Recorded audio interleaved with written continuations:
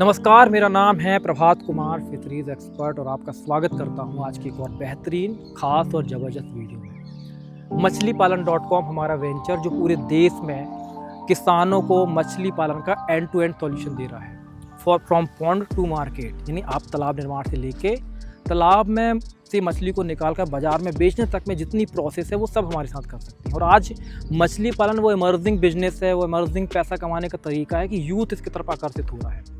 और आज हमारे साथ हैं अंकुश पटेल और हमारे ये सर हैं। ये अलग अलग फील्ड में काम कर रहे थे, जिसमें से सर जो हैं वो इंजीनियर हैं पेशे से, और इनकी एक कंपनी है A3 डेवलपर के नाम से, जो कि सिविल इंजीनियरिंग फील्ड में काम करती है। और एक सक्सेसफुल बिजनेस को खड़ा करने के बाद, काम करने के बाद एग्रीकल्चर में कैसे ग्रोथ मिल सकती है उनको इंटरेस्ट आया, और उसमें भी फिशरीज़ का बिजनेस।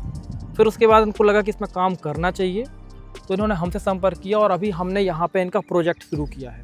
तो यहाँ पे बोलूँगा कि आप पीछे दिखाइए, अभी यहाँ पे एक तालाब है जो कि पॉलीपॉन्ड नेचर का तालाब बना हुआ है, और यहाँ पे अभी हम इनका पहला पॉन्ड इस्टेब्लिश किए हुए हैं, जो कि आगे चल के हम बढ़ाएंगे। तो अभी हम आपकी बात कराते हैं मिस्टर अंकुश पटेल से, जो कि आपको इसके बारे में और बताएंगे कि क्या कैसे इन्होंने शुरू किया, क्या अप्रोच है, क्या माइंड सेट है। तो सर बताइए आप अपने इस एग्री वेंचर के बारे में। हेलो सर, सबसे पहले तो मैं आपका थैंक यू बोलना चाहूँगा। Thank you.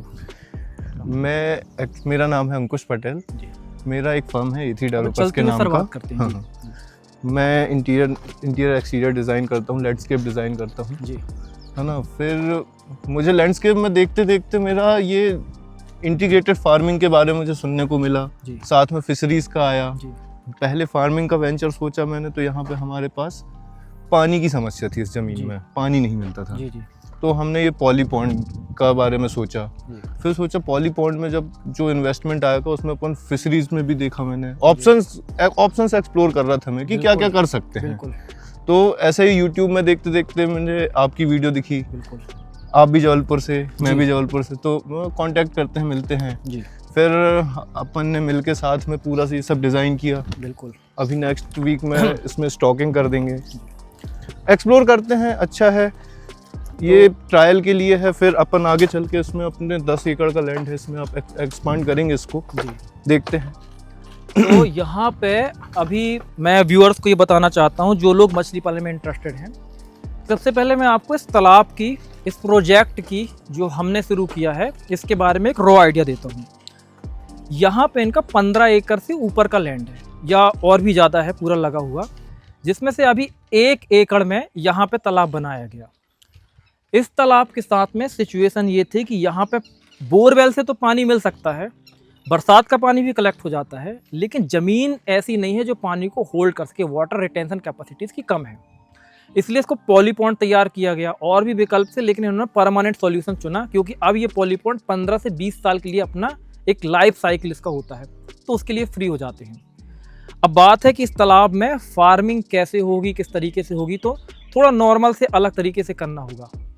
इस तालाब में पानी रिसाइकिल करना होगा। अब देखिए यहाँ पे एक सिचुएशन है, जैसे आप यहाँ पे देखेंगे कि पेड़ लगा हुआ है, और ये पेड़ जो है महुए का पेड़ लगा है, उसी पेड़ से ये पूरा इन्हें स्ट्रक्चर हैंग किया हुआ है।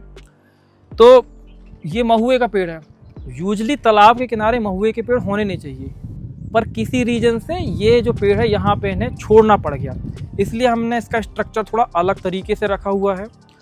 और यहाँ पे अभी एक प्रॉब्लम और है कि इस महुए के जो ये फल होते हैं, ये मछलियों के लिए ठीक नहीं है। तो जब ये इसके ऊपर गिरेंगे, तो अभी हमने इसमें एक काम करने को उन्हें बोला है कि खासकर तालाब के साइड जितने भी ये पत्ते हैं इनको छटाई करें, ताकि इसमें फल ना आए और ये फल तालाब में ना गिरें। तरह की यदि मैं बात करूँ ना इस फल की, तो इसके अंदर एक सैफोनिन नाम का कंपाउंड होता है, जो अगर मछलियों कंज्यूम करती तो वो RBC को, मछली की रेड ब्लड सेल को ब्रेक कर देता है, और वो मछलियों की मोर्टेलिटी का कारण बनता है। तो एक रीजन था। तो जैसे कि अभी पेड़ के बारे में मैंने बताया कि इसका सॉल्यूशन है कि या तो आप इसके चारों तरफ जाली लगाइए ताकि ये फल इसमें ना गिरे, बाद में कलेक्ट उन्हें कर लें। काटना एक अच्छा विकल्प था, लेकिन काटने का इन्होंने नहीं हुआ, क्योंकि उसके समहाउ फैमिली रीजन भी होते हैं, क्योंकि ज़मीन और फिर उस पर काम करना, तो ये सारी तरह की प्रॉब्लम्स होती हैं। तो यूट्यूब पे वीडियो कोई देखता है और फिश फार्मिंग करता है, तो वो अलग तरीके से होता है, और 1-to-1 कंसल्टेंसी में ये होता है कि हम पर्सनलाइज अप्रोच करते हैं।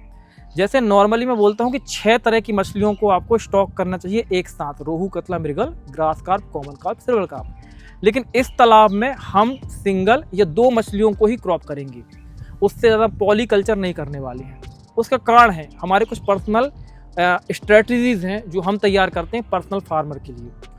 और ये एक हमारा प्रोजेक्ट है जो जबलपुर एरिया में, तो अगर आप आसपास हैं कहीं या इस तरीके से आप पर्सनलाइज कंसल्टेंसी के साथ काम करना चाहते हो तो आप हमसे संपर्क कर सकते हैं, कंसल्टेंसी ले सकते हैं, फील्ड विजिट के लिए आप संपर्क कर सकते हैं, उसके लिए आप हमारे सेल्स सर्विस में बात कर सकते हैं। तो यहाँ पे ये प्रोजेक्ट साथ में चलाया जा रहा है। अंकुश सर हैं वो तो कर ही रहे हैं, उसके साथ में सर्वेश सर हैं, ये भी इंदौर में रह रहे थे, वहाँ पे मल्टीनेशनल कंपनी में जॉब कर रहे थे। सर आप बताइए कि फिर वहाँ से क्या आपका हुआ कि इंदौर छोड़ के आप यहाँ जबलपुर आए और आपने यहाँ पे सोचा कि इस प्रोजेक्ट में काम करना चाहिए अंकुश सर के साथ में, और क्या रिलेशन, आप क्या भाई हैं या आप बिजनेस पार्टनर हैं? हम लोग भाई हैं। अच्छा। और हमारे साथ में ये था कि इंदौर में तो थे ही हम, और उसके बाद आना जाना था ही। लैंड हमारे पास ऑलरेडी इतनी है जहाँ तक नज़र जा रही है, तो इस लैंड पे कुछ हो भी नहीं रहा था तो उपयोग भी हो जाएगा। और उसके बाद ट्रैफिक, धूल, मिट्टी, डस्ट, सुबह से भागा भागी, उन सब से बचने के लिए और कुछ अच्छा करने के लिए इस वजह और से फिशरीज में आने का एक सबसे बड़ा बेनिफिट ये आपको मिलता है, नॉर्मल लैंड जो उतनी ज़्यादा उपजाऊ नहीं होती हैं, आप यदि वहाँ पे एक पॉन्ड प्रॉपर तरीके से डेवलप कर लें तो जो उपजाऊपन की समस्या होती है वो ख़त्म हो जाती है, क्योंकि पानी को हम फर्टिलाइज बना सकते हैं ज़मीन की तुलना में बहुत आसानी से, और फीडिंग तो हम आर्टिफिशियल करा ही लेते हैं उनको, तो प्रॉफिटेबिलिटी निकल कर आती है। और एग्रीकल्चर की जितनी भी आप फील्ड देखेंगे उसमें एक प्रॉब्लम है कि उसमें क्रॉप होल्डिंग की कैपेसिटी किसी के अंदर नहीं है। उदाहरण के तौर पर आपने टमाटर लगाया, टमाटर आज पका, कल बाज़ार में नहीं बेचा तो टमाटर सड़ जाएगा खेत में ही। फिशरीज़ में सबसे ज़्यादा बेनिफिट इस बात का मिलता है कि क्रॉप को होल्ड करने की आपके पास पावर होती है।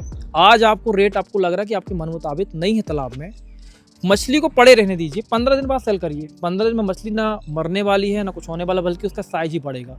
तो जितना आप लेट करेंगे या आपको रुकना है आप उतना रोक सकते हैं। और जब ये बातें समझ में आती हैं लोगों को, युवाओं को, यूथ को, तो वो आकर्षित होते हैं फिशरीज़ की तरफ।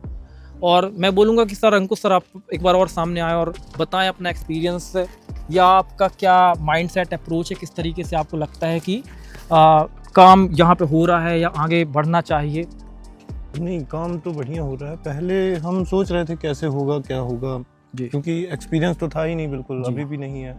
कुछ मिला है जो सर की आपकी कंसल्टेंसी से मिला है मुझे जी। पेड़ को नहीं काटने का रीज़न ये था कि हम पेड़ों का नुकसान नहीं करना चाह रहे थे, बिल्कुल, है ना। और हमारे पास एक समस्या ये भी थी कि मिट्टी है जो उसको कहाँ डंप करेंगे जी। तो बहुत सारा मिट्टी हमारे इधर पे आ गया, जिससे हमने ये रास्ता बना लिया बीच में, और पेड़ भी बच गया। लेकिन हमें पता ही नहीं था कि ये नुकसान करेगा, ये तो आपने बताया जी, है ना। हमें लगा सब चल जाता होगा, तो इसलिए कंसल्टेंसी तो बहुत ज़रूरी है। नहीं तो आप बिना किसी इंफॉर्मेशन के या बिना किसी एक्सपर्ट के आएंगे तो कहीं पे भी लॉस हो सकता है, आप सोच नहीं सकते, वहाँ से भी लॉस आ जाएगा आपके पास। तो एक प्रॉपर वे, स्ट्रक्चर्ड अप्रोच, सारा कुछ होना चाहिए। कहावत है कि आपकी कार कितनी भी महंगी हो, यदि आपको ड्राइविंग नहीं आती है तो आप कहीं तक नहीं जा सकते। कार कितनी भी पुरानी हो, आप स्किल्ड ड्राइवर हो तो आप कहीं तक भी चले जाओगे। वैसे ही कोई भी काम आप कर रहे हैं, नॉट ओनली अबाउट एग्रीकल्चर, बल्कि कोई भी, जब तक नहीं होगी लर्निंग तब तक नहीं होगी अर्निंग। ये बेसिक फार्मूला है। और सर को जब ये समझ में आ गया तो लर्निंग करने के लिए सबसे अच्छा तरीका ये होता है कि वो व्यक्ति से डायरेक्ट समझ लिया जाए जो उसका एक्सपर्ट्स है। इसलिए सर ने ज़्यादा दिमाग नहीं लगाया, ना बोला आप बताओ कैसे करना है। जैसे मैंने पेड़ के बारे में बताया, सॉल्यूशन ये है कि पत्तियों को काटा जाए और यहाँ पे एक जाल लगा दिया जाए, वो उन्हें समझ में आया है और वो अब यहाँ पे करने वाले हैं। तो ऐसे हम स्टेप बाय स्टेप इनके सारे कामों को आगे ले जाएंगे और जीरो लॉस के साथ में, जीरो रिस्क के साथ में हम काम करेंगे। और यहाँ पे हमने पहली बार आपको, क्योंकि ही इज़ फ्रॉम पेशे से वो इंजीनियर हैं, तो साइंटिफिक और टेक्निकल टर्म्स ईजिली उनको समझ में आ रहे हैं, इसलिए हमने तय किया है कि इसमें हाई डेंसिटी में हम स्टॉकिंग कराएंगे। अभी यहाँ पे कमी है एरिएटर्स की, टेस्टिंग किट्स की, तो वो मैंने सजेशन दिया है, तो वो जल्दी से लेने वाले हैं। तो यहाँ पे हम आगे भी और आपको वीडियोस देंगे, इस तरह के और फार्म पे आपको विजिट कराएंगे। तो यदि आपको लगता है कि ये वीडियोस आपके काम की हैं, ये वीडियोस आपके नॉलेज को इंक्रीज कर रही हैं, तो आप इस चैनल को ज़रूर सब्सक्राइब करें। साथ ही यदि आप कंसल्टेंसी के साथ हमारी मछलीपालन.com के साथ जुड़ के मछली पालन करना चाहते हैं, हमसे 1-to-1 अप्रोच में मछली पालन करना चाहते हैं, तो आप हमारे व्हाट्सअप नंबर 8815756881 पर संपर्क करिए। वहाँ मैं नहीं मिलूँगा, हमारे सेल्स एग्जीक्यूटिव मिलेंगे जो आपको गाइड करेंगे कि कैसे आप इन सर्विसेज को ले सकते हैं और सक्सेसफुल फिश फार्मिंग का बिजनेस डेवलप कर सकते हैं। तो आज के लिए बस इतना ही, मिलते हैं अगली वीडियो में, तब तक के लिए जय हिंद, जय भारत, वंदे मातरम।